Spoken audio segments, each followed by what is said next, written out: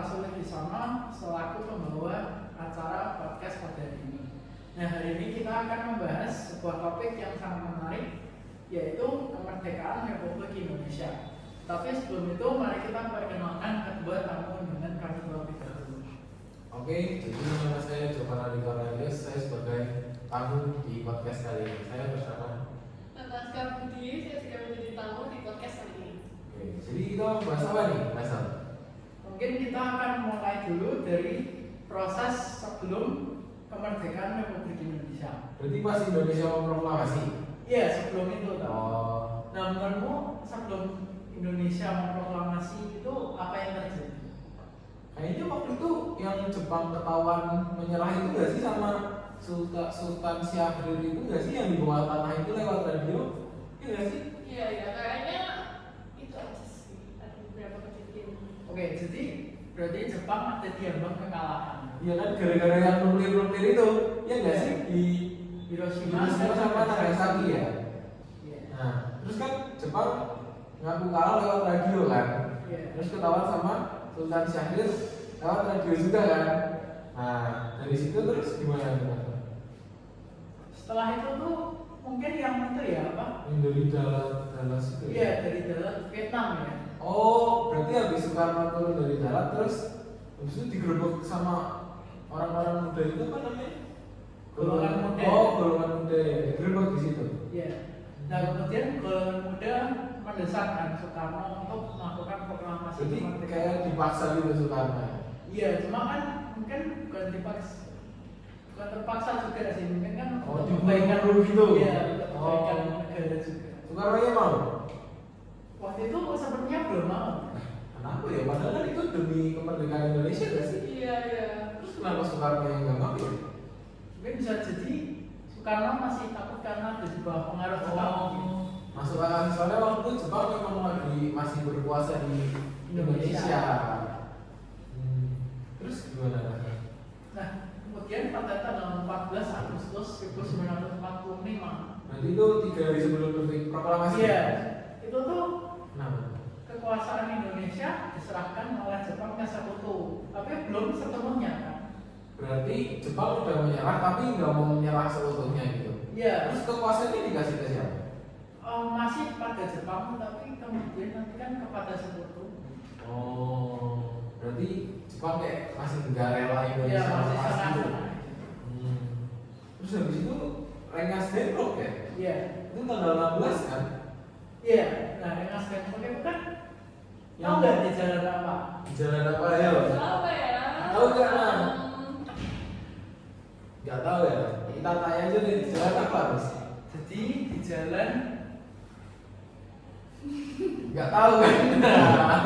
Ya udah, pokoknya ada kan Rengas Dengklok itu kan? Iya. Rengas Dengklok kan diculik itu kan Soekarno ya kan? nah ngomong diculik.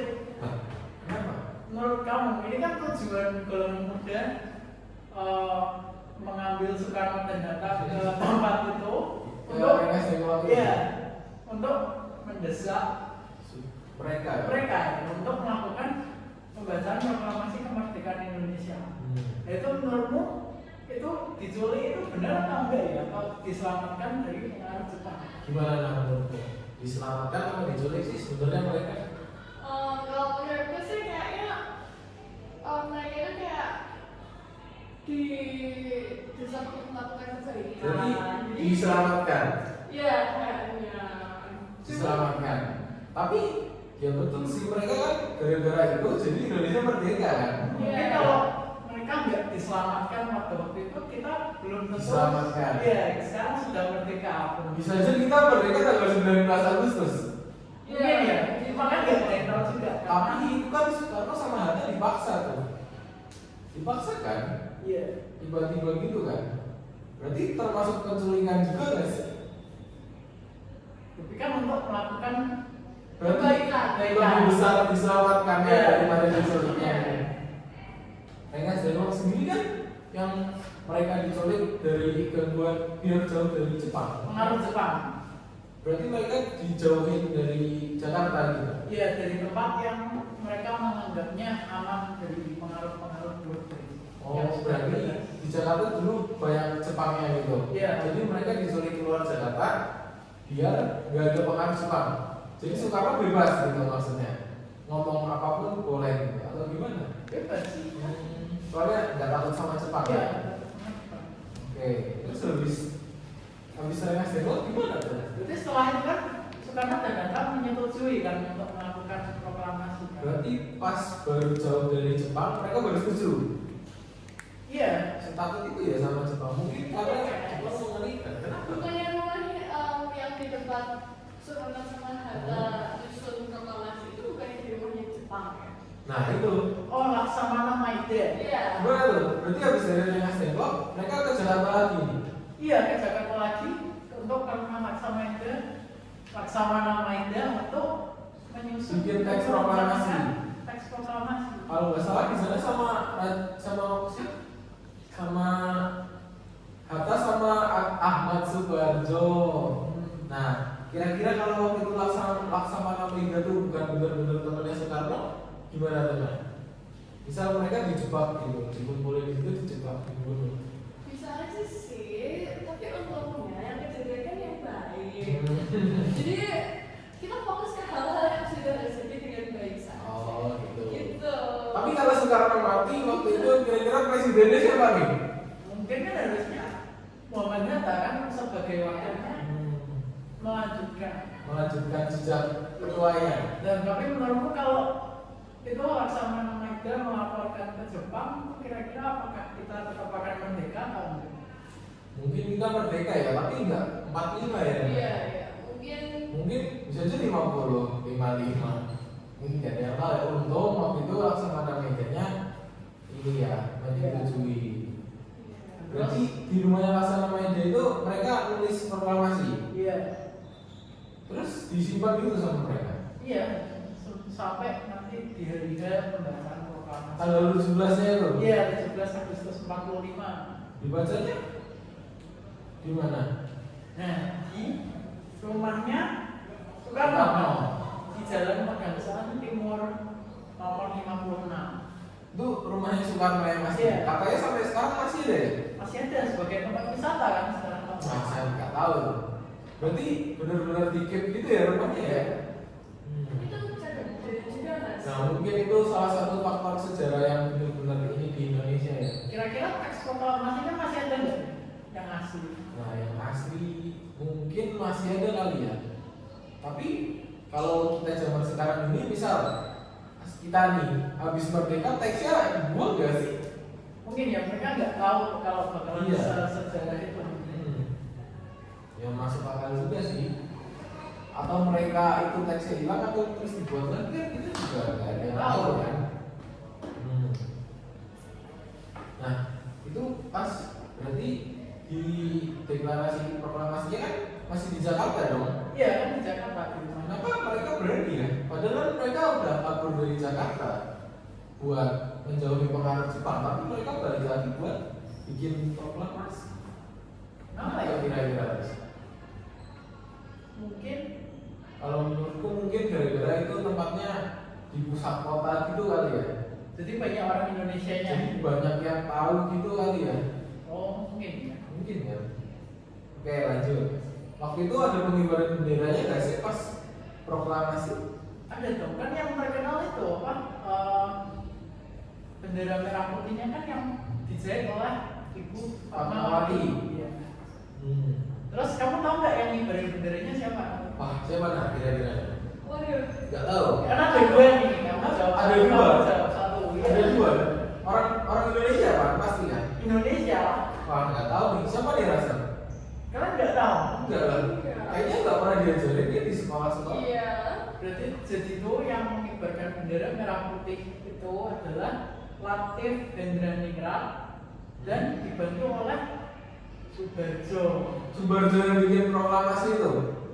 Tadi Ahmad Subarjo. Iya, kan? Ahmad Subarjo. Berarti dia ikut ini juga. Ya sangat berperan dalam kemerdekaan Indonesia mereka itu. Terus kan tadi dijahit sama ibu siapa? Fatmawati. Ibu Fatmawati. Kira-kira kalau bukan Ibu Fatmawati yang jahit, warna apa nih? Mungkin bisa Biru putih kan? Biru merah. Ya lanjut. Nah, kan itu udah proklamasi tuh. Tapi kan Nggak banyak zaman yang dulu tahu kan sih. nggak ada Nggak ada HP ya. nggak ada radio ada sih. Nggak ada apalah TikTok, Instagram kan masih belum ada dong. Apalagi di tempat-tempat yang terpencil gitu. Mungkin di luar Jakarta, di luar Jawa. Ya itu salah satunya yang tadi kamu bilang radio. Radio itu salah satu media yang dipakai untuk menyebarkan berita bahwa Indonesia sudah Merdeka. memproklamasikan kemerdekaannya. Berarti dulu kemerdekaan Indonesia tuh lewat radio gitu terus. Salah satunya, cuma lewat media-media lain juga seperti coret-coretan dinding, koran. Berarti gara-gara terdesak banget sampai mereka bikin coret-coretan gini gitu sampai di koran. Biar orang yang lewat mungkin semuanya tahu kan. Kira-kira kalau kamu di zaman itu percaya gak sih Indonesia udah merdeka gitu? Kayaknya Jadi dari radio doang nih loh, oleh satu orang yang belum tentu kamu kenal orang. bakal kayak 50-50 ya. Mungkin Bimbang ya? Iya, mungkin ada yang kayak kejadian yang tentara Jepang yang stuck di hutan itu loh, yang Oh. dia nggak percaya. Iya, bisa aja. Bisa kayak gitu Iya. juga sih. Tapi kalau aku di posisinya orang pas zaman dulu sih mungkin aku juga nggak percaya ya. Iya. Kayak tiba-tiba aja merdeka, gak ada yang tahu kan? Kalau aku sih mungkin percaya aja, karena kan semakin cepat merdeka semakin baik, semakin bebas dari penjajahan. Tapi kan dulu pasti ada dong orang Indonesia yang dukung Jepang karena Jepang kan image-nya bagus kan waktu datang ke Indonesia kan? Iya. Kayak mereka bebasin dari negara yang udah jejak kita selama ratusan tahun gitu. Mungkin mereka belum tahu perlakuan Jepang yang jelek mungkin ya, seperti Oh. apa ya? Tahu nggak? Gurmianmu itu ya? Terus Inrohoshi, Iya. terus pemaksaan untuk melakukan promotion. Ya mungkin aja sih ya mereka masih kayak tetap dukung Jepang gitu kali ya. Terus juga kamu tahu nggak sih dulu tuh ada orang-orang yang mungkin menikah sama orang Jepang atau orang yang oleh Iya. pemerintahan Jepang mungkin dikasih apa ya kekuasaan atau Iya, dikasih jabatan. tinggi jadi mereka berpihak sama Jepang gitu kan. Iya. Mungkin dipikir orang Indonesia lain kan orang Indonesia yang diberikan apa jabatan itu kan pro Jepang. Jadinya saat Jepang sudah diusir dulu tuh dikucilkan orang. Berarti mereka kayak dianggap pendukung Jepang gitu. Iya. Zaman dulu kan Indonesia merdeka pasti suasananya ramai banget dong kayak wah udah bebas dari Jepang, setiap lihat Jepang dijauhin gitu kan kayak mulai berani sama Jepang dong. Kira-kira itu yang nikah sama Jepang atau yang gimana sama Jepang yang masih Indonesia mereka apa juga ya? Mungkin dikucilkan ya, cuma Masa dikucilkan dong atau sampai misal dibunuh gitu. kalau menurutku sih karena masih sesama orang Indonesia aku nggak bakalan dibunuh atau disakiti, mungkin hanya dikucilkan. Tapi ada dong kemungkinan mereka tiba-tiba membunuh Jepang karena misal sebel banget nih sama Jepang terus yang ada kaitan sama Jepang dibunuhin satu-satu kan mungkin nggak om? Mungkin ada ya. Mungkin ada beberapa kasus seperti itu. Terus gimana nih terus? Katanya yang lewat radio itu ada yang Jepang stop itu ya? Oh iya, setelah itu kan itu apa? Jepang tuh meminta agar siaran-siaran radio mengenai kemerdekaan Indonesia tuh dihentikan. Loh, berarti abis mereka ngumumin bahwa Indonesia udah merdeka lewat radio, si Jepang nggak terima gitu? Iya, Jepangnya tahu terus langsung masuk rekaman siaran kemudian minta untuk dihentikan. Berarti Jepang kayak masih malu gitu kali ya? Iya, masih nggak terima melepas mungkin. Mereka jadi image banget berarti ya? Iya. Terus katanya radionya juga ada yang disegel sama Jepang. Iya, itu tuh penyegelan menara radio itu pada tanggal 20 Agustus. Berarti 3 hari setelah merdeka langsung disegel menaranya. Iya. Berarti orang Indonesia makin nggak tahu dong. Terus Enggak. gimana? Indonesia mendirikan sebuah menara lagi di Jalan Menteng. Oh, berarti pantang menyerah banget nih Iya. orangnya nih. Setelah itu baru penyiaran berita mengenai proklamasi disiarkan kembali.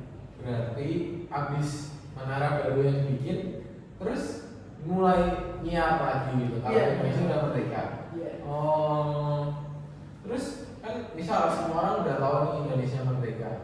Kira-kira prajurit Jepang yang masih di situ gimana ya rasanya? Mungkin ya, Mereka kayak gengsi gitu nggak sih? mungkin ya gengsi ya. Terus gimana ya?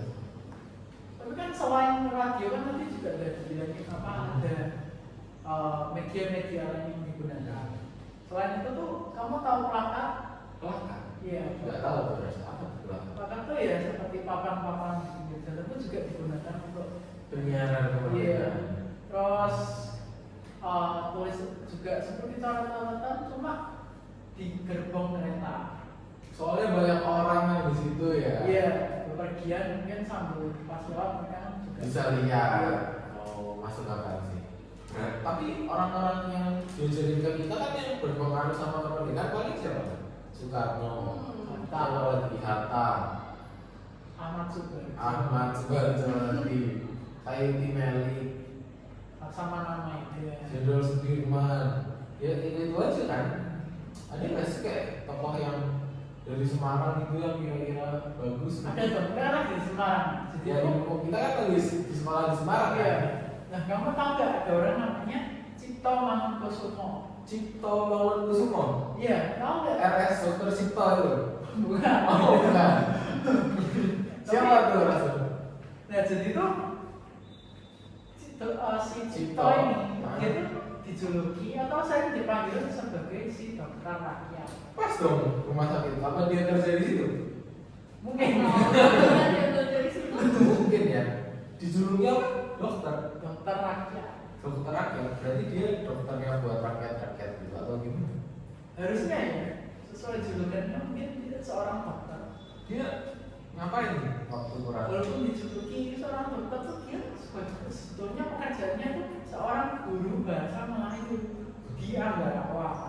Guru bahasa Melayu tapi bisa dokter. Iya. Keren juga ya. Karena lagi dia naik pangkat, tahu nggak jadi apa? Jadi apa? Jadi menteri. Belum sampai, tapi jadi kepala sekolah.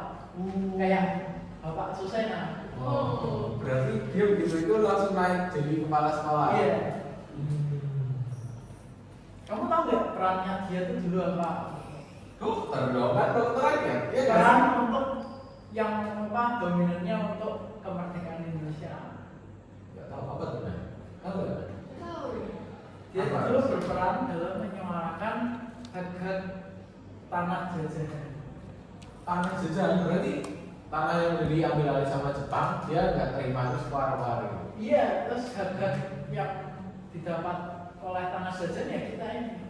Oh, itu salah satu dari tokoh Penting. penting yang dari Semarang. Iya. Emang dia waktu berarti pas kita masih dijajah Indonesia itu dia sibuk ngedokterin rakyat.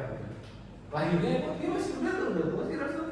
Dia itu lahirnya pada tanggal 4 Maret 1886. Berarti saat Indonesia merdeka itu sudah sekitar 60-an. 62 tahun ya. Udah cukup Iya, tua ya. 60 tahun. Dia 62 tahun, kira-kira dokter nggak? Masih lah ya. Sebenarnya malah semakin senior. Iya ya. Itu tokoh khas Semarang. Iya, dia lahirnya di Jawa Tengah. Terus gimana Rasul? Nah, jadi kan kita sudah cukup membahas lengkap banget nih tentang Hmm. kemerdekaan. Iya. Nah, kemerdekaan kan tentu bisa kita rasakan sampai sekarang ini kan.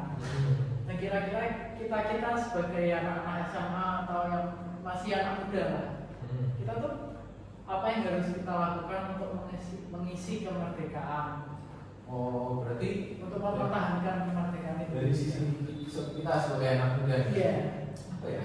Mungkin kayak ikut upacara bendera nggak sih? Tertib, Iya. tertib kan? Iya.